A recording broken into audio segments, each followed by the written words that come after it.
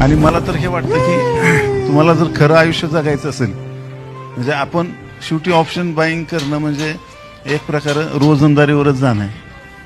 त्याला continue watch करत बसा, आला आला आला खाली गेलं गेलं गेलं गेलं green green green red red red आणि अचानकच प्रॉफिट दिसायला लागतो मोठा, दुसऱ्या कॅन्डलला अचानकच लॉस दिसायला लागतो.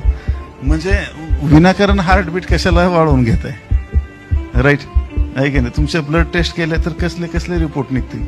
ऑप्शन बाहेरचे रिपोर्ट सगळ्यात डेंजर आहेत. मग सेफ आहे ना.